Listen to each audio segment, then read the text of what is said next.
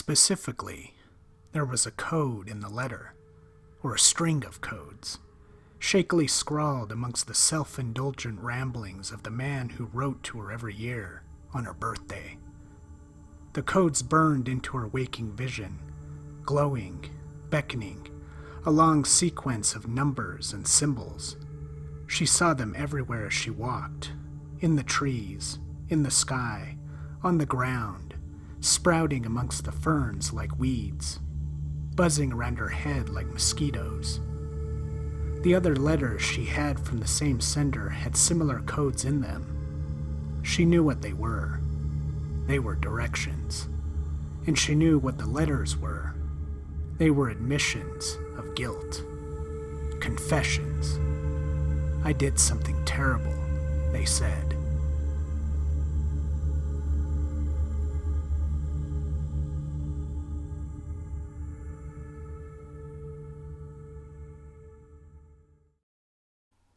Hey guys, so welcome to DeathGroundReviews.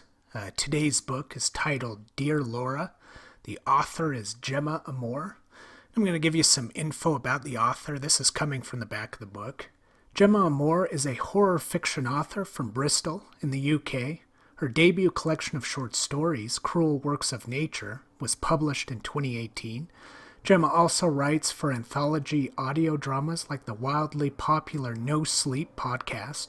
She is co-creator, writer, and voice actor for horror comedy podcast Calling Darkness, and hopes to release her spooky cowboy show Whisper Ridge soon. Her next book will be paranormal mystery novel White Pines, followed by another short story collection called Till the Score is Paid. Gemma's influences range from Carter to King, Shakespeare to Shelley, and she has a particular love for misunderstood monsters and women with an axe to grind. So when the monster's digging your skull out and laying eggs in your chest, it's not what it seems. He's just misunderstood, right? You can learn more about Gemma at her website, GemmaMMoreAuthor.com, Facebook.com/LittleScaryStories, Twitter.com/ManyLittleWords, and Instagram.com/ManyLittleWords. So today's book is really short and sweet, a novella really, coming in at 118 pages. I'm just going to read the plot synopsis for you from the back of the book. Every year, on her birthday, Laura gets a letter from a stranger. That stranger claims to know the whereabouts of her missing friend Bobby. But there's a catch. He'll only tell her what he knows in exchange for something personal. So begins Laura's sordid relationship with her new pen pal, built on a foundation of quid pro quo. Her quest for closure will push her to bizarre acts of humiliation and harm, yet no matter how hard she tries, she cannot escape her correspondent's demands. The letters keep coming, and as time passes, they have a profound effect on Laura. From the author of Cruel Works of Nature comes a dark and twisted tale about obsession, guilt, and how far a person will go to put her ghosts to bed. So let me start off by saying, guys, that I found this book to be absolutely stunning. It knocked me off my feet. There's a variety of reasons for that, of course. The first to come to my mind is that Gemma commands the language with such skill and ability. There are so many passages that resonate with you long after you've read them. There's so many great similes and metaphors that cut deeply into you. It's just absolutely exquisite and delectable. I also found the structure of the novel to be very effective. She structured it in such a way that it kept me engaged. I just want to give you an example of some passages from the book that really resonated with me. Here's a couple for you. Her eyes stung, but remained dry. All the tears she was supposed to cry were trapped in the cavity around her heart, and they would stay there for many years to come, solidifying to a hard, waxen case.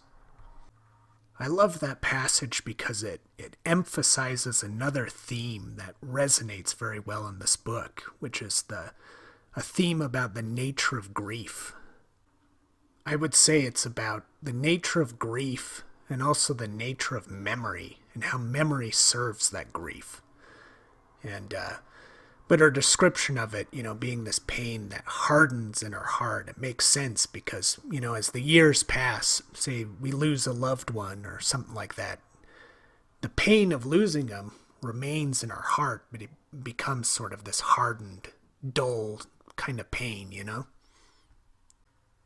There's also some great descriptions in the novella in which Laura's reading the letters that are being sent to her by this mysterious man who has abducted her friend. And after she reads the letters, she'll lay in bed at night, and the codes and the hints that he gives in the letters and the demands they'll dance around in her mind, and it's described like it's tormenting her, like they're little poisoned words. And I love those descriptions because it really illustrates the paranoia, the tormenting paranoia that Laura is trying to cope with.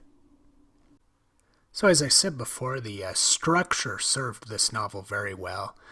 And part of the reason is because she made the chapters only about 1 to 3 pages long. Short chapters like that are great because as a reader, you read through one and you go, oh, that was easy. I can read through the next one and the next one, and you get pulled into it, and it becomes a very fast-paced read, and so that was a great decision. Another thing I liked about the structure is each chapter went in a pattern of one chapter would be focused on in the moment, the main story, and then the next chapter would jump into backstory, and you had this balanced attack between main story and backstory, main story and backstory. And what was great about that is I never felt like I was drowning in backstory, because when I'm reading a book, I want to know what's going to happen next, right? And so, but you need the backstory to some extent to help fill you in on why things are happening in the moment. And she balanced that out really well, the backstory and the main story. The other element that works so great in this book was our mysterious antagonist who goes by the name of X in all of his letters that he addresses to her. And, you get little hints of his personality in the letters he writes and in the sick, disturbing demands that he makes of her.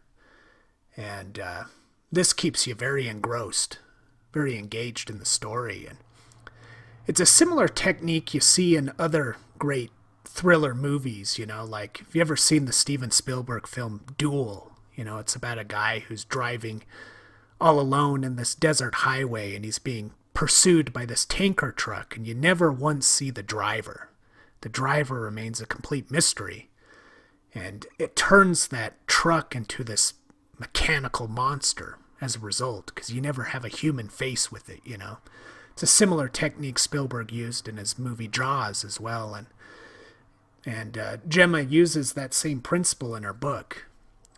And it makes sense in terms of the purpose of the plot, because we're focused on Laura and this demanding, tormenting paranoia and grief that she's coping with. So if he had shown any point of view of the antagonist, it would have ruined the whole book. The whole thing would have collapsed on us. But she'd made a good decision on just focusing on Laura's point of view and keeping X this mystery that we get little clues and hints about, so it keeps us very engaged and wanting to read more. So in conclusion, guys, I am giving Dear Laura by Gemma Amor a 5 out of 5. I think that's the first time I've given a book a 5 out of 5. I really was just absolutely stunned by this book. It's a terrific little mystery thriller, and I highly recommend that you guys get your hands on it and read it. If any of you have read it, please comment below and tell me your thoughts about it. And let me know if you're planning on reading it. So that concludes my book review for today. This is DeathGroundReviews, the monster that devours horror, suspense, and all those things of the fantastic. And I'll see you guys soon.